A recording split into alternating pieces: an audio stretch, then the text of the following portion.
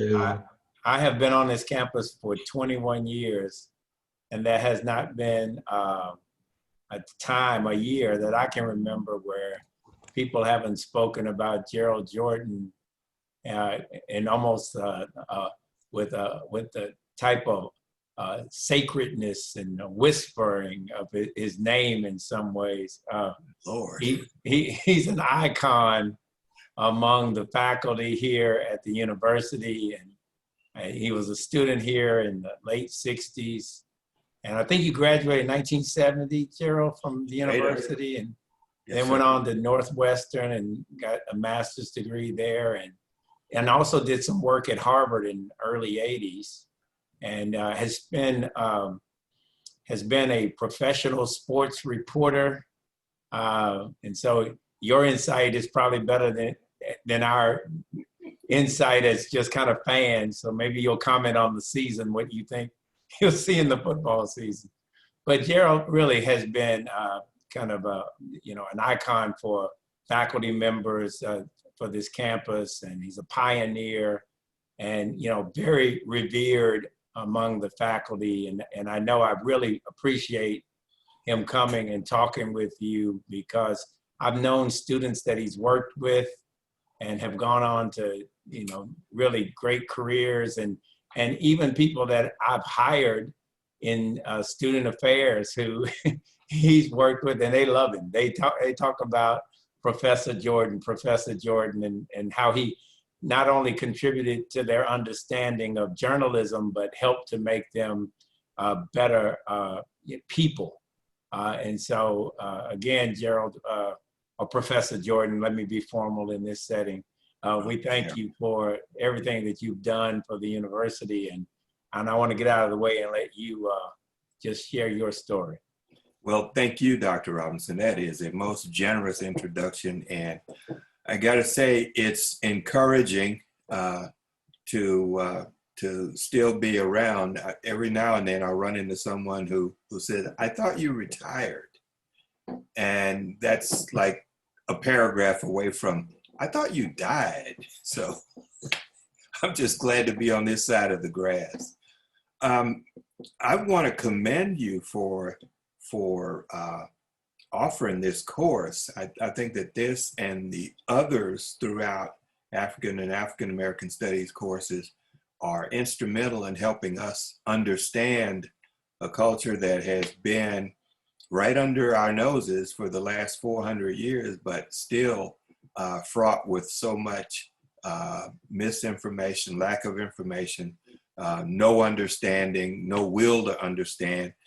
So we're still fighting the good fight since 1619. When we talk about reminiscing and remembrances, I want to be sure that the students understand that, one, you have impaneled a who's who of Arkansas Black alumni, and that's terrific. But two, to understand that this is a little bit like, and I'm not sure Dr. Kumar, pardon me, can help me on this. There is a fable, I don't know whether it's Aesop's fable or another, about people being blindfolded and putting their hands on an elephant or a camel, and each one had a different version of what they thought that animal was. And if I could borrow just a little bit from that, that's a bit what is like reminiscing about the University of Arkansas. My experience was dramatically different from most of my classmates because, one, journalism was such a small department. Two, the folk were pretty much live and let live. I didn't run into any ideologues who thought that it was inappropriate for a Black student to pursue a career in journalism. So I was really fortunate in that regard. But also in terms of the memories, my good Kappa Alpha Psi brother remembered that it was my letter that was refused in the Traveler, and that's not the case. It was probably somebody else who was short and smiled and wore glasses, but it wasn't mine. Um, I offer that not to disparage anything that Mayor McGill said, because he was terrific, and I appreciate his endorsement of any effort I might have made to make things better for even this generation of Arkansas students. But it wasn't me. In fact, my experience on the Traveler was quite the opposite. That I started in the spring of my freshman year, never hit a snag. No one ever implied or flat out said that I didn't belong. I was always a part of the Traveler staff from spring freshman year through graduation. And that kerfuffle that led to the blockade, I don't remember details of that. I read something in the library about someone's letter being refused to refuse publication. I do remember some stormy meetings that led to the blockade, and I remember arguing against a blockade, not for my self-interest, but just I didn't think the Traveler editors were bad people. I didn't think they deserved that. I thought that whatever the issue was could be resolved, and I even offered my chair. I was writing a column by then, and I offered my chair and said, take my space in the paper, write what you want. And I can remember several students who just would not be dissuaded from that action. So that's how we got to the point of students standing in the doorway and blocking entry to the Traveler that spring morning, and my saying, good luck, I'm not joining you. I think that if my students today could see how much I got involved in stuff on campus when I was an undergrad, they would say to me that I'm violating ethical rules, and they would be right. They would actually be right. I could not argue that. The extenuating circumstances were at least two. One, I was not that well schooled in the ethics of journalists shouldn't be involved in things. But also, when you consider the very, very low enrollment of African American students on campus at the University of Arkansas from 66 to 70, you were a part of things, even if you didn't care to be a part of things. And it wasn't that I didn't care, but you were a part of things. I was around for the formation of the Black Americans for Democracy. I argued against the name because I said, you're going to end up with this acronym in the headline, bad this. And some students actually liked the idea of being bad. That's right, we bad, yeah, okay. I'm just saying, when that lands in a headline in the papers, there were two at the time, in Little Rock, you won't look good for being bad. And several of us argued for ADA, which today is Americans with Disabilities Act. But we were going to be the Association for Democratic Action, ADA, and bad won the day, and it became the acronym that got the organization through the balance of the 60s and into the 70s. And I got to tell you, BAD did a lot of good. The Black Emphasis Week, later on, the pageants and things that African American students felt alienated from or unable to participate in, there was this outlet. So I have no quarrel with BAD. Don't hear me say I'm upset about it. I have no um, um, bad memories of the Black Americans for Democracy. I thought it was a hell of a bunch of kids who did some extraordinary things under really difficult circumstances. Here's what you have to do. You have to watch the swinging watch there and allow yourself to go back into time before Interstate 49, when it was just Highway 71. And it wasn't even improved Highway 71. It took a long time to get up here. So it wasn't as though you could say, I'm going to Little Rock to blow off some steam. By the time you got there, the weekend was halfway over and you had to turn around and come back. So that didn't exist. And a lot of the students who were here and felt alienated and left out of activities wanted a better environment on campus, and they didn't see it coming from the administration and decided, rightly so, that they would have to do it for themselves. And that was also another log on the fire that became bad. So there was lots going on here, much like there was on other campuses. And understand also, there was no I-49, there was no social media, there were no cell phones. So communication was fragmented. And if we decided something in a Wednesday night meeting or a Thursday night meeting that was going to happen Saturday, then that had to hold up over the time period there. And some things sort of fell by the wayside. Some things got exercised, carried out very, very artfully. And by that, I mean demonstrations, sit-in, stop playing Dixie. You have to stop playing that song. You have no idea how difficult it is to sit in Razorback Stadium. And we all wanted to be a part of things. We were paying to go to school here and listen to the band play Dixie and listen to a bunch of rowdy fans waving, well, listening to them and watching them wave Confederate flags, sometimes even dipping it over so that it would come down in front of you while you were sitting in the stadium.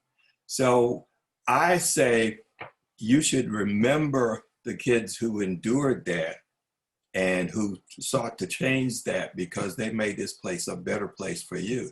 Now, my understanding on Dixie is that after a confrontation in the Greek Theater for a pep rally, the Dr. Richard A. Worthington, who was head of the Razorback Marching Band, director of the marching band, concluded that if students were going to get hurt over it, we're not going to play that song. And he was the one who had the guts to say, we're not going to do it.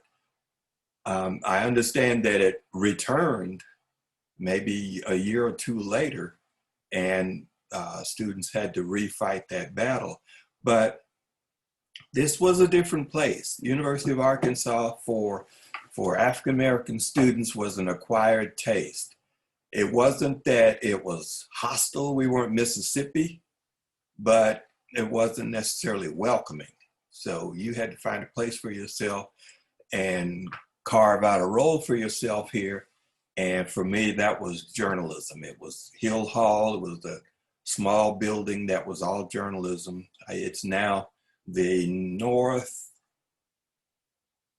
corner of the expansion of the library. You don't know it as expansion, but that was where Hill Hall was. And I'll tell you, some of the best days of my life there was spent putting out a newspaper, learning about newspapering, learning how to call it newspapering, and making dear friends for life. Brenda Blagg, to this day, a dear friend. We get together every now and then and talk about things. Skip Rutherford, the dean of the Clinton School, dear friend. So for me, the experience was quite the opposite of the experience for students who left here and said, I will never set foot on this campus again. I'm sorry that happened to them. I don't doubt that it happened to them, but I'm sorry because you just make lifelong friends here. So many of you who are here now You're going to leave here with a spouse or somebody who ultimately becomes your spouse. Because of social media and your constant networking, you'll build a friendship base that will help you in perpetuity. I got jobs because of my being a UA journalism grad. Robert McCord, who was a 1950, I think, graduate, 51. He and I became friends. I was an intern at the Arkansas Democrat when he was editorial page editor, and it didn't pay him anything to introduce himself to me or make himself known to me and make me welcome in the business, but he did it, and it works like that. Your network. I mean, we don't necessarily have the patina of Harvard or Yale, but the Arkansas Alumni Network is good, it's valuable, and it will get you far. So make friends while you're here. Don't screw it up. Don't spend all your time talking about what a crappy place it is. All places are crappy. Just all you have to do is go there. It's crappy at Harvard. I was there with students who complain. Man, you are at Harvard. What the bleep are you complaining about? This is every day you wake up and go to class. Your ticket is being punched. What are you complaining about? I don't think I remember. So what you're experiencing is going on every campus in the United States. There may be a few in other countries. And I just encourage you to peel back the layers there and make the most of it. I'm not saying take stuff, but don't think that you're isolated or alone. I'd love to hear questions. Katie sent me about 98 questions, so I should shut up now and listen to you, and let's have a conversation.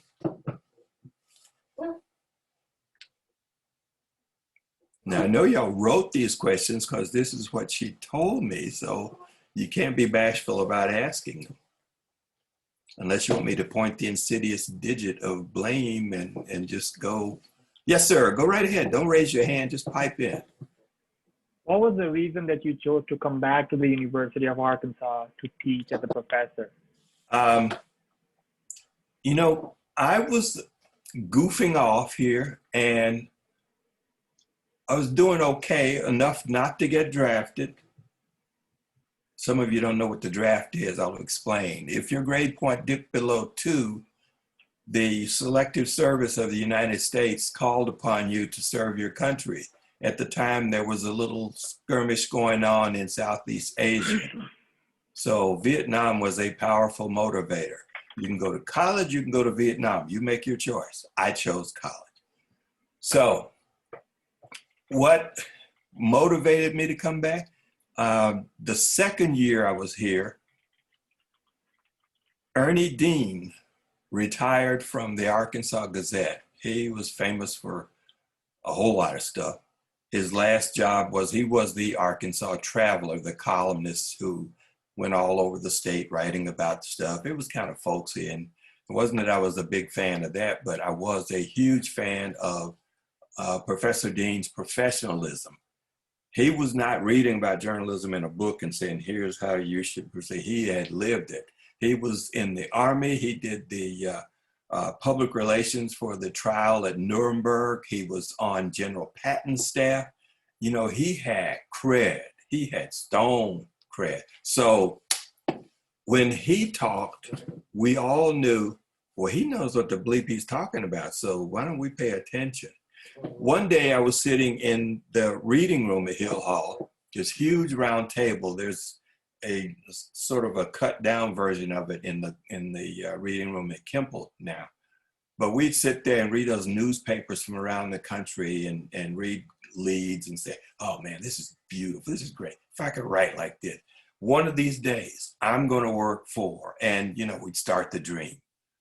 And one day I was sitting there by myself reading, and Professor Dean came up to me and started chatting and said, in effect, well, you're doing okay, but you could do better. And I thought, well, yeah, maybe. He said, I want you to think about going to graduate school. And I had never given graduate school any thought. If I could get through 4 years of this and duck the war and go cover high school sports in Little Rock, that was as big as the world was going to get for me. And he planted that seed. I started to get serious about making better grades, not effing around, and wound up at Northwestern, Kansas City Star. And I said, wow, who'd have thunk I would get this far from the all-black Annie Agnes Wilson High School in Malvern, Arkansas, where opened my textbooks and it would say Malvern School System for the Colored. I mean, I survived a school system that was not intended for me to go to a metropolitan daily newspaper. It was intended for me to stay out of trouble and do something just minimal.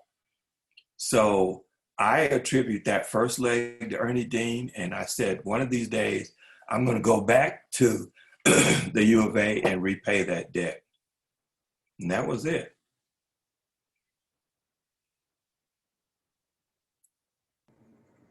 Professor Jordan, what inspired Yes. you to get into journalism? You know, Henrietta Bailey at Wilson High School. My dad is from, or was, he's long gone, from East Texas. And those of you who know about East Texas know it's like Western Louisiana, pretty bigoted. And he did not have a lot of opportunities. And we talk about stuff. And he had this great interest in being an electrical engineer, but it just wasn't going to happen for me. He was born in 1919, and that was off the table. And so I sort of adopted his dream. I was going to be an electrical engineer and took all the math classes that my little school had. And I remember I told you it was the colored school. So by the time I got to my senior year, there weren't enough students who had the interest or the push to take higher level math, so they canceled it. So I had no math class available to me my senior year. And I was talking to my guidance counselor, who was also my history teacher, Henrietta Bailey, and she said, I said that if I'm going to be an engineer, then I'm going to have to go to an extra year school somewhere just to do the math that's required for the first year students in college. And she said, well, you've been writing high school sports stories since the 9th grade. Why don't you major in journalism? And at that point, I just went, never occurred to me, never, because I just wasn't even looking at that as a career option. And of course I should have majored in journalism. I mean, for God's sake, when I was growing up, we had the Little Rock paper. We took the conservative paper because apparently the Gazette Courier said something smart, and my grandfather said he will never set foot on my property again. So we took the Democrat. We took both the Malvern papers, the Daily Record and the Media Journal. We took the Arkansas Baptist Voice. We took occasionally the Chicago Defender, the Pittsburgh Courier. So I was reading all these papers when I was growing up. And of course, it took the wisdom of my baby sister to say, well, I don't know how you thought you were going to be anything but a journalist. You just sit there at the kitchen table and read papers all day. It never occurred to me, never occurred to me. So that's how it happened. Henrietta Bailey started me down that road, and I have never looked back. I came here a journalism major. I wasn't searching. I chose the University of Arkansas because they had the best journalism program in the state. And I couldn't go out of state. I couldn't go to Mizzou. The only thing I knew about Northwestern was College Bowl. So that was it for me.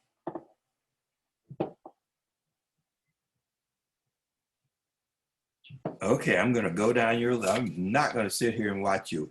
Greatest memories from your time at the U of A. Well, so many. I gotta tell you, I covered the big shootout. I was on the in the press box and down on the field in 1969 when #1 Texas and #2 Arkansas locked up December 6th, I believe it was, on a national televised game that had so much interest that the President of the United States showed up to award the trophy to the winning team afterward. And if Frank Broyles had gone for a field goal instead of first down, Arkansas would have had a straight up national championship, unquestioned. He didn't, we didn't, c'est la vie.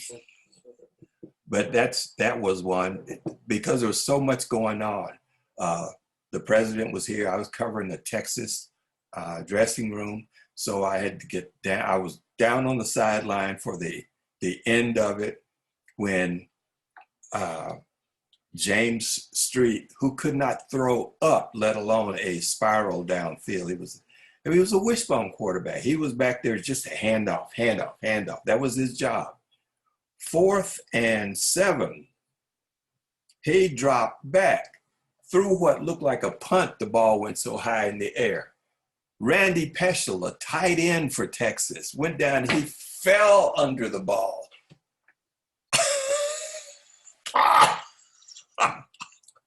How could that be?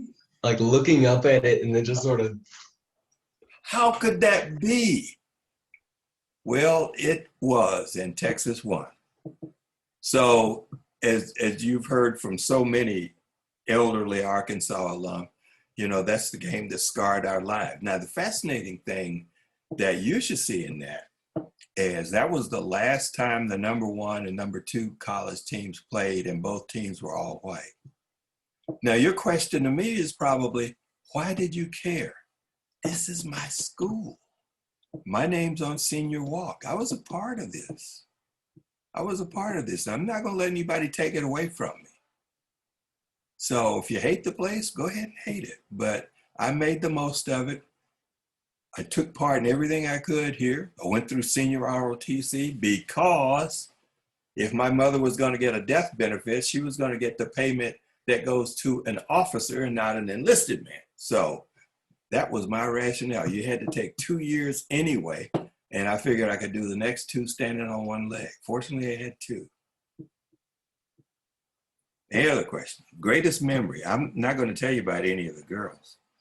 What difference? Sorry, Charles. Okay, what difference do I see as a student versus a faculty member? Man, there's so many resources here now that we didn't. We had to sit in Moon Mullen's office and ask for the class that you're taking now. Ask for Black faculty. Ask for Black staff. We had to, we would sit in. Notice I said earlier, I shouldn't have been a part of all this because I was a reporter, but I wasn't covering the sit-in. We would sit in and present a list of demands. So that is the major difference. You have so many resources. There are programs. There was no intern program to help me through journalism. Not for minority students. There was no scholarships that were encouraging students from underrepresented background. And as I said before, there was no I-49, so you couldn't get in and out of here in a hurry. So there are lots of things. There were no Black Greek letter organizations. I pledged when I was a graduate student at Northwestern. It was kind of a dumb thing to do, but a lot of my friends in Little Rock were Kappa Alpha Psi, and I just gravitated to that crew, which was funny because I ran into my high school band teacher one time, and he was crestfallen. He said, he put his hand on my shoulder and said, you know, I'm sorry that you didn't go to AM&N or Philander because I was going to put you up for Alpha. And I said, Mr. Wilson, I'm going to be a Kappa. It took all he could for him not to slap me and walk away. I mean, the Black Greek letters organization, very competitive for those who are not familiar, and very much filled with pride in each organization. But when it comes to things that need to be done for the greater good, we bond.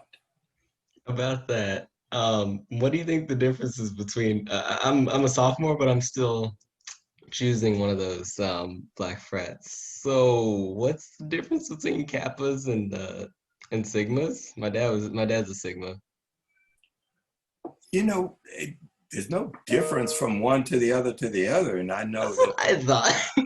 that's heresy that I'm saying. But I mean, it's like, who are your friends? What are they doing? Are they doing positive things? Are they getting drunk? Are they abusing women?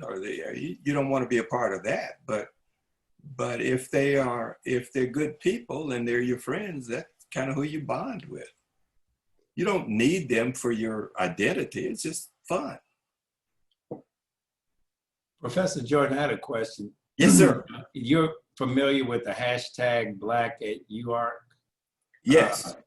And there were lots of stories of students who described, incidences, events that they felt reflected a lack of valuing and inclusion. But it's clear that you came from a time where that was par for the course. So how did you escape this resenting the University of Arkansas? Well, Some people seem like they really did, and how do you escape that? How do you not feel resentment? that's not me. It's not my DNA. Mm-hmm. So you start with that, and you also understand that, I really am in the fourth quarter and playing the back nine and doing all of those things that my mother used to say, stand there with one foot in the grave and the other on a banana peel. So I don't want to spend the balance of my days resenting something when, on the whole, it made me a much better person, and it gave me a start on a career that I couldn't have imagined when I arrived here in September of 1966. One of the other things that I've really focused attention on is, I don't look at someone and judge. When somebody says, I've experienced a microaggression, I just want to use one of these old expressions that we used to use that we don't use anymore because they're inappropriate. But, you don't know from microaggression. You got to figure out how to get from campus to the UARC theater without getting hit by a beer bottle thrown out of the Kappa Sig house. Well, that was then. And if somebody today feels put upon by something that's posted in email or Facebook, or if somebody feels really resentful that someone says to them, you speak really well for an African American, then that to them is as hurtful or as offensive as having to tell your date, let's cross the street here, we'll walk across this way and come back, and then we'll go down the block, and then we'll cross over and go to the theater. So, you adapt, you just do it, because all of that stuff was nothing compared to what my dad and my mother grew up with, or nothing compared to what my grandparents grew up with, or any of my forebears. So I can't say you have no right to hurt or be angry. I can't say that. All I can say is there have been some strong people who have gone ahead of you and made a way for you, and you don't do them justice if you cave, if you fold, if you throw in the towel. So that's kind of my end of the trail philosophy. I'm not going to, I used to tell kids all the time, oh shit, you don't know what prejudice is. Let me tell you what prejudice is. But I shouldn't do that. I was wrong for doing that, and I shouldn't do that. If people are bothered by microaggressions, they need to get a micro piece of paper, roll it up, and slap the hell out of whoever is microaggressing you. So that's, you know, I don't fully subscribe to nonviolence. That's terrible. Scratch that. This is being recorded, isn't it? This is recording. just add on context. There's no deleting. Just contextualizing. I can't even rhyme it. Wow. Yes, sir. Go ahead. Don't raise your hand. Just talk. Okay. It And we seems can- like your perspective on life and just looking at things determined how, you know, you did things not as a student, but also in your job. So how did it influence you as a journalist when you were working?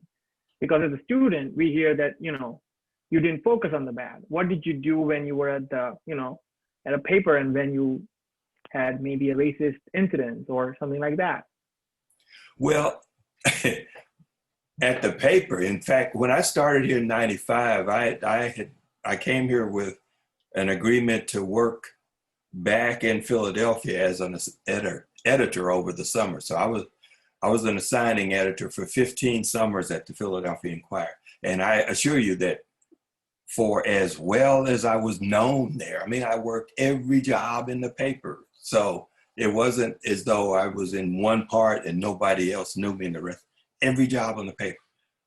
They would still make cracks about Arkansas. You know, you're wearing shoes. Are they going to hurt your feet over the summer? Did you and your cousin still married? All that BS. So in a way, it became sort of an inner circle of harassment. Now, they thought they were being funny. Bunch of people from New Jersey and other places where it's Gerald, you talk funny. And I said, I can't understand a word you just said. Try it again. Use English this time. So it became a little bit of I know how to put up with this because I put up with worse when I was young. So you can dwell on it and let it cripple you, or you can just go ahead and do your job, do excellent work, and then turn around, flipping the bird and keep rolling. May I ask a question, Dr. Jordan? Yeah, Sydney's trying to get in too. So can I come back to you, Tyra? Yes, sir. Thank you. Sure. I was just wondering, so I like your perspective and your respect for the people that have come before you. What do you think about the campaigns that students are having right now to change the names of either places on campus or the Fulbright College, or, yeah, what's your perspective on that? Well, I'm on the Fulbright committee, so I can't really say anything yet until all the information is in. I admire the energy behind it. I would just hope that we're doing it for substantive reasons, not because I'm mad right now and I just need to feel better. And that's not dismissive. That's it. So I'm sorry I can't give you a more full answer. Tyra. Mine is the two-parter, and it's kind of going off what Sydney said in your response to her and what Dr. Robinson said in your response to him. Do you think with your time and your grandparents' time and your parents' time that the reaction that students have now to microaggressions and things like that just atones to how racism has evolved? It can't be as overt as before, or do you think it's just simply the way students or young adults are raised now that we've become more sensitive to things than our parents were? Well, no, I think, and oddly enough, that the sensitivity is required because in the 60s, one of our, I should say the 70s, after the Civil Rights Act of 64, Voting Rights 65, Fair Housing 68, it made it illegal to do a lot of the stuff that was being done. And those who remained soldiers on the civil rights battlefield said that, you know, Jim Crow has changed and is now James Crow Esquire. And discrimination, race prejudice, gender bias, are very sophisticated on some levels. In fact, it's only gotten sort of ham-fisted in the last 3.5 years. And we know what's happened in the last 3.5 years. But you know, it used to not be fashionable to say rude things, and it used to not be acceptable to do rude things. But it's rapidly getting to be more fashionable and acceptable to just go ahead and say stuff like that. You hear the hounds, they're outside, they're trying to chase a deer, but the deer's on the other side of the fence and not afraid of them. So all of those things are coming back out in the open now. And I don't know whether Dr. Robinson would have the historical perspective on it, whether it's cyclical or whether it's being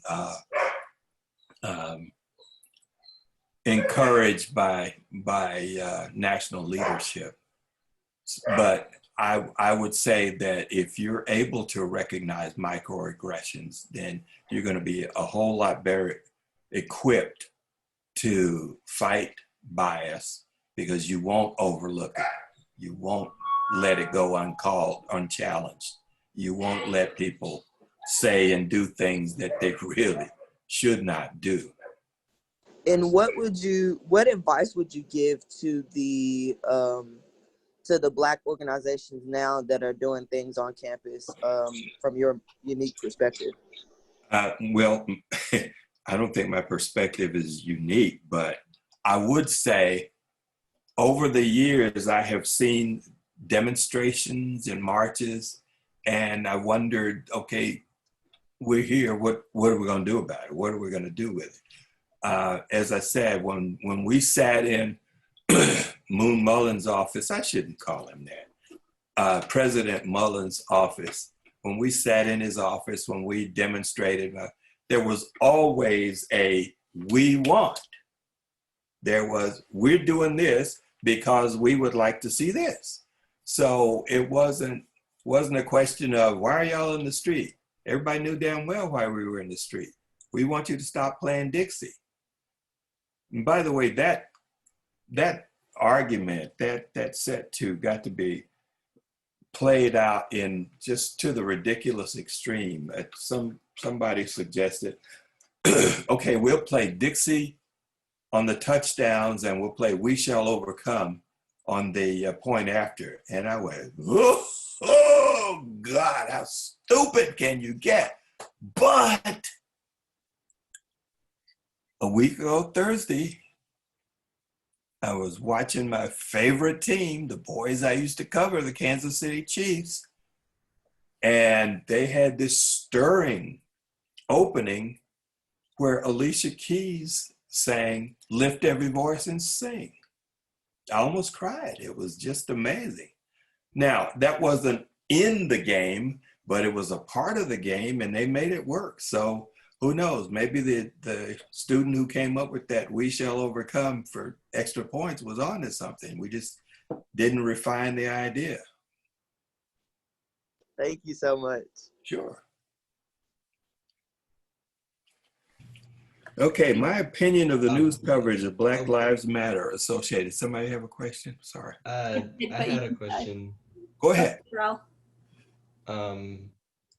Was it easy? How easy was it transitioning from journalism to teaching? Because you had, a bunch of grad stuff after undergrad and then switching from that to teaching. Well, mine was not traditional role at all. I've taught skills courses, so I basically have dealt with students in the same way as I dealt with inexperienced reporters who were starting in the suburbs. So it wasn't a big stretch. The biggest thing is just quit dropping the F-bomb so much. Any other questions? Yeah, I was just gonna ask really quickly, you've chatted some about your relationship with other students and just campus life, but could you comment some more on your relationship with the greater Fayetteville community, and maybe any organizations or people off campus?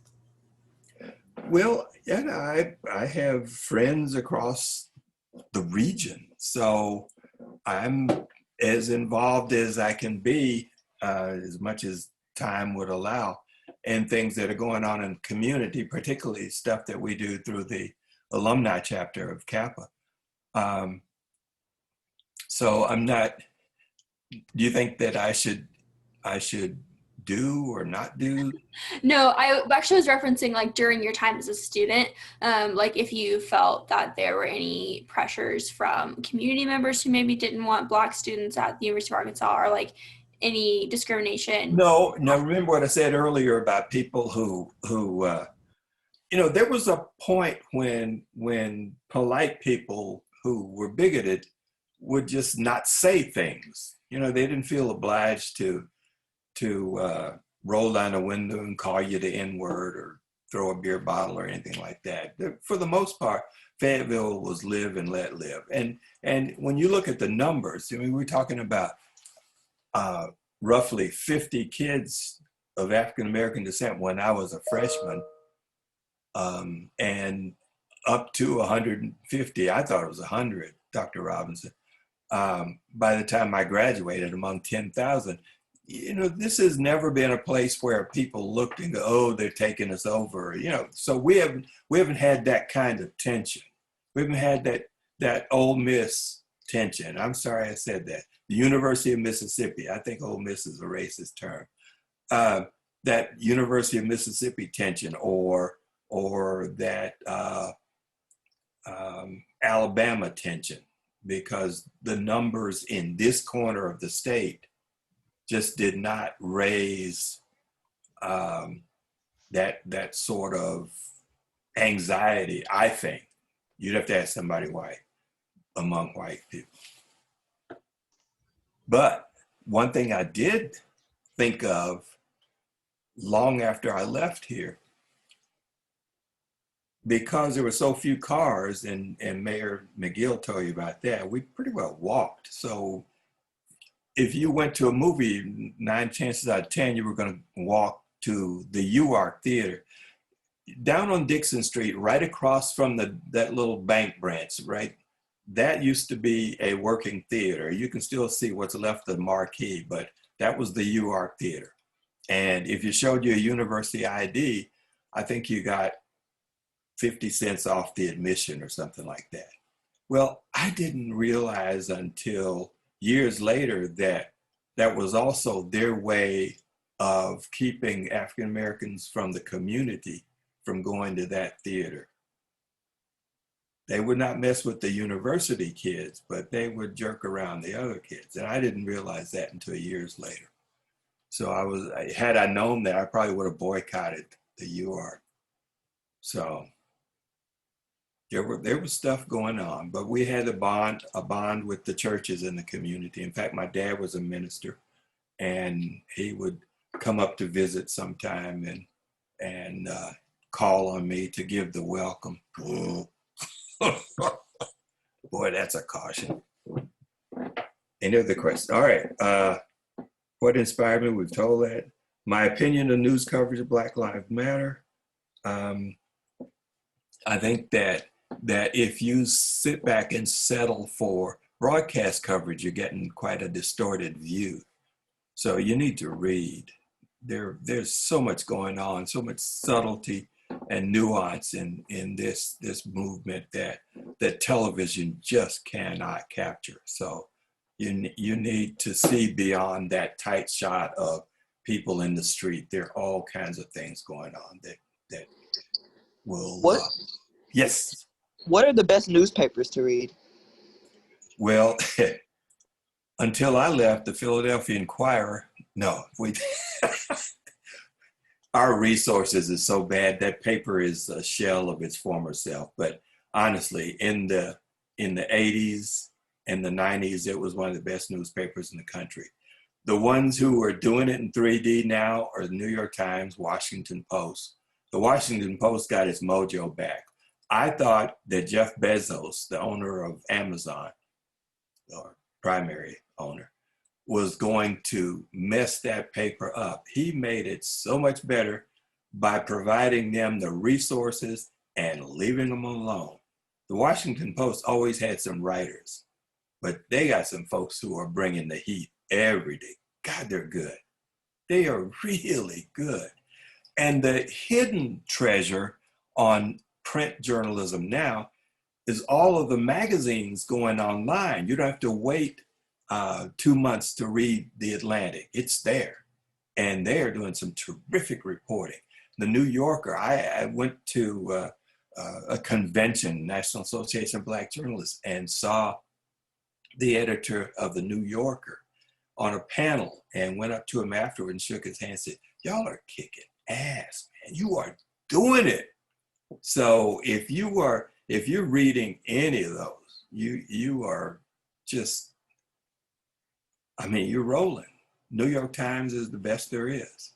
Washington Post has a bench of writers who can make you scream with joy, make you cry with sadness. I mean, they're just good. They're really good. So definitely those two. Occasionally the Wall Street Journal when they're not afraid of their shadow. But look at the magazines online. They're doing some amazing work. And in the communities, there are papers that are doing a good job. It's just that the topics they're covering don't necessarily reach all the way to Fayetteville. Thank you. Sure. And you got to read the DG so you'll know what's going on around here. I had a question, Professor Jordan. Ask it. You spoke earlier on like the sense of more so like isolation on campus back in like the 50s and 60s. Yeah.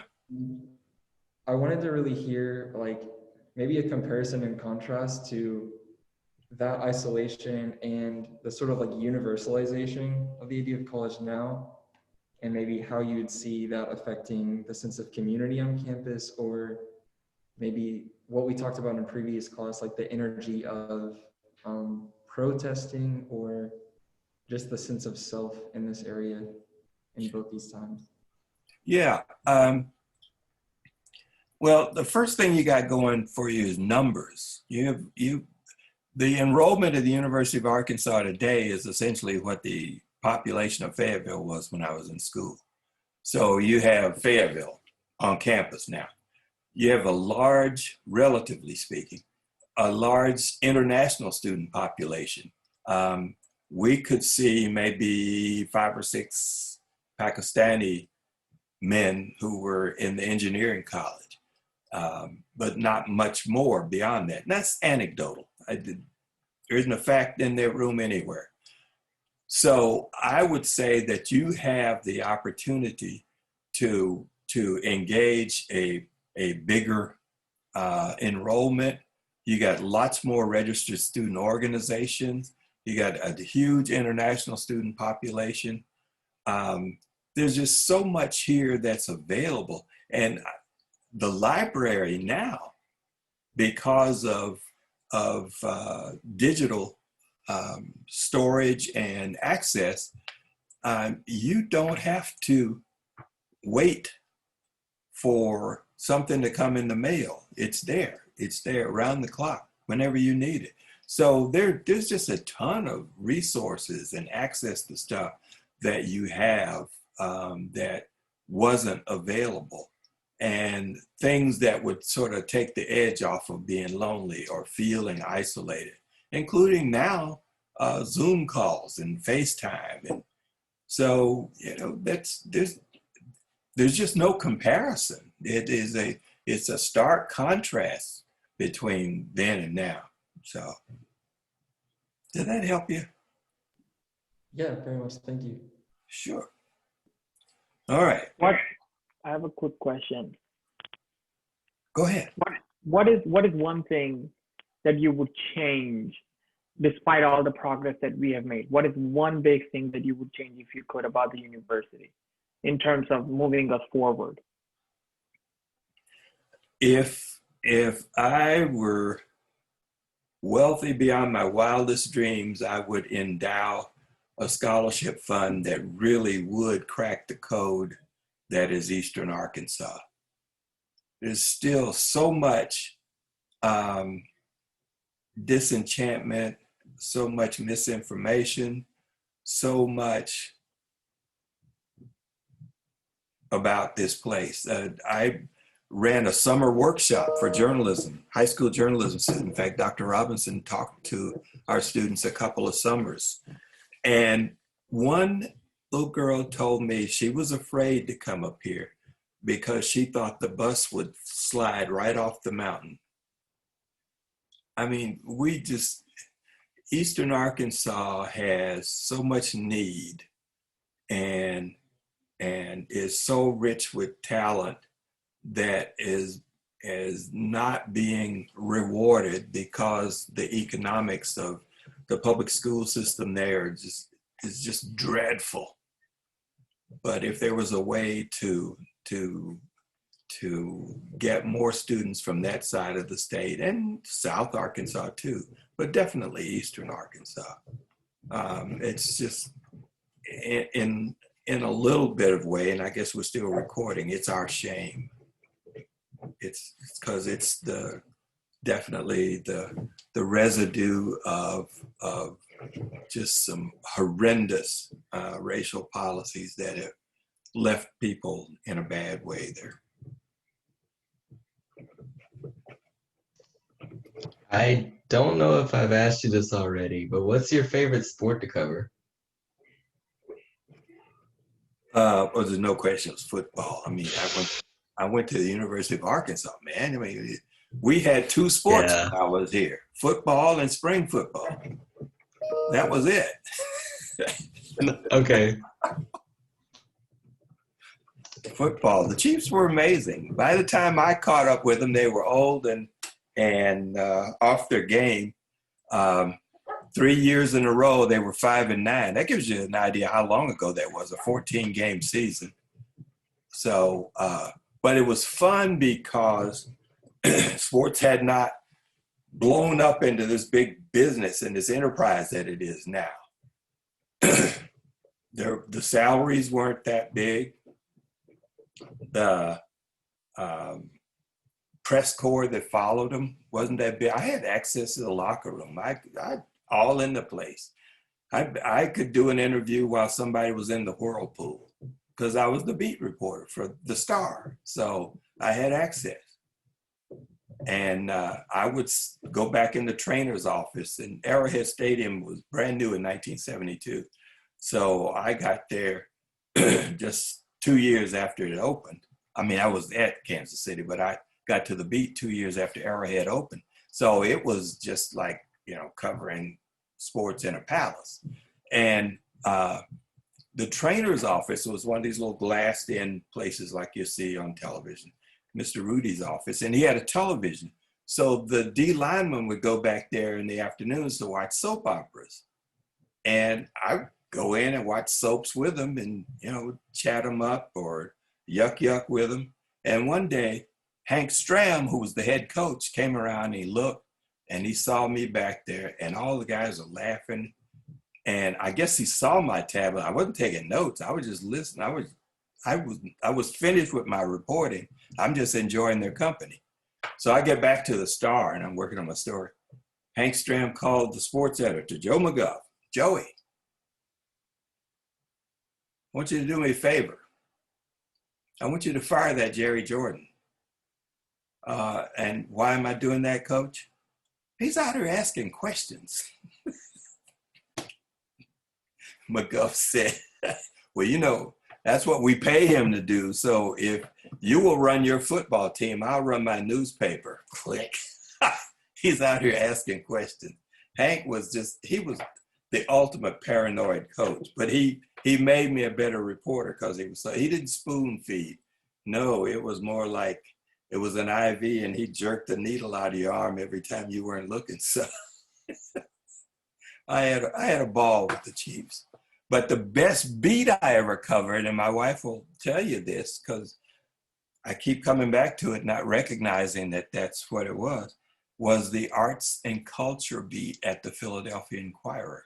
That was my first job at the Inquirer. That the editor said, I need somebody to do this beat. He was from North Carolina, Gene Roberts. And if you do this beat, I'll remember it. So I covered museums, and we had critics, but they did performances and presentations. And I did the news side of it. Where's the money going to come from?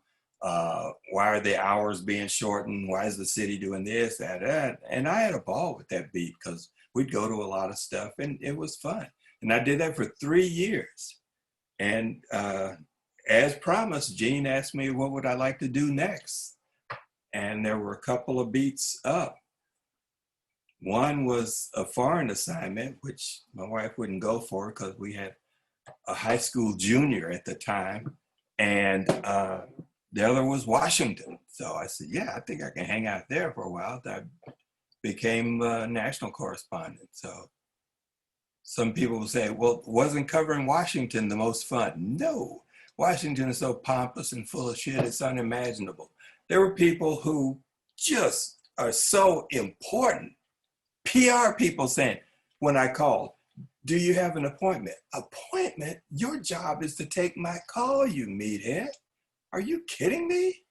So I tolerated Washington and made the most of it, but it was not a fun beat. It's a one-story town. And if you're not on that one story, I don't care what you have, it's going by the wayside. I had a terrific story about discrimination in the Department of Agriculture. I had documentation, I had everything.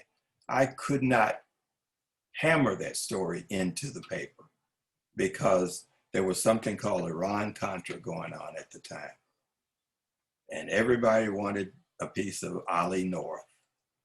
If you can get Ollie North on the phone, I said, Lois, if I could get Ollie North on the phone, I'd have your job. That was my national editor. She was amazing. When she knew the story, she was the best editor in the house. When she didn't and started guessing, Lord, duck. She sent me on a fool's errand one time to go check Ollie North's mail. Well, you start messing around with mailboxes, that's a federal offense. So the photographer and I are out in ex-urban Virginia, Falls Church, trying to see all of these people who are writing Ollie North, fight the good fight, stay the course, you're our hero, yada, yada, yada. And these guys from NCIS, you know it from the TV show. I knew it from them reaching in their pockets saying, you need to stand back a little, sir. It's okay. I'm press. I'm not pull. So that was my Lois Wart fool's errand story, and I got back still shaking. So Lois, the NCIS didn't particularly appreciate our being around Ollie North's mailbox. I don't care. I don't care. I want the story. All of it has gone into the lunatic I am today. Any other questions? Katie, I've forgotten our time. I'm looking at 6. Is that it for us, or? I mean, I got a whole bunch of questions to go through. What's our time on? No, we're about at our time, Professor Jordan. I want to thank you for talking with the students and sharing your very interesting and wonderful stories. And we appreciate you and all that you've done and will continue to do here at the University of Arkansas. I appreciate the invitation. One thing that I would like to say that I actually made a note that the kids who were here during those years all were sort of the chosen. And I don't mean that it was anything ceremonial or anything like that, but but every school knew who they were sending up here. They were sending valedictorian, salutatorian. They were sending people who they knew could do the job because they knew we'd pretty well be on our own. And for as much as I was blessed to get into journalism, where they didn't make a big deal of my being there, nor did they resent my being there. There were some students whom we'd get together with at night and talk about what went on. And they would say, well, so-and-so told me he didn't think that a Negro deserved more than a C. I mean, how do you succeed when somebody starts a class by saying that? How do you do it? So, and that's the other Professor Jordan calling the dogs. So there were some students who really had hell to pay on this campus. And I don't mean in any way to sully their memories by saying it was a blast, because for so many, it was anything but a blast. I mean, you go to Bruff Commons and sit down and all the white kids get up and leave. You know, we just turned that into a positive for Black students. And somebody would say, anybody going to dinner now? Yeah, I'm going over in about 5 minutes. Well, get us a table. Because you knew if you sat down, everybody else would get up and leave. So, you know, we would eat together. And then people wonder, well, why do y'all keep to yourself? Oh, shit. What do we have to do? What do we have to do? So it was that. And the biggest scam that we pulled off was getting private rooms.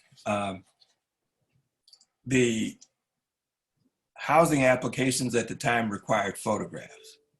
And all they did was use them to pair people so that they could try not to integrate any roommates.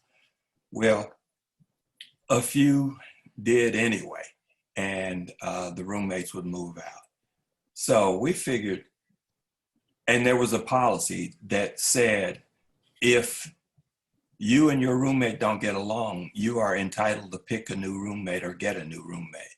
And I lived in Humphreys Hall, and nobody white wanted to room with anybody Black then. So we got together and said, okay, so everybody say, you know, we're not getting along. And in the spring semester, we'll all have private rooms without having to pay for it. Bam, it worked. It worked. So, you know, you had to make the most of it. What can I say? Thank you, Dr. Robinson. Thank you, folks. Anybody have any questions afterward or anything, you can hit me on email. I stay away from Facebook. I hate Facebook. I will do all I can to help you negotiate this place. Y'all take care. All right, thank you, Professor. Thank Take you. care, everybody. Okay. Thank Bye-bye. you. Thank you.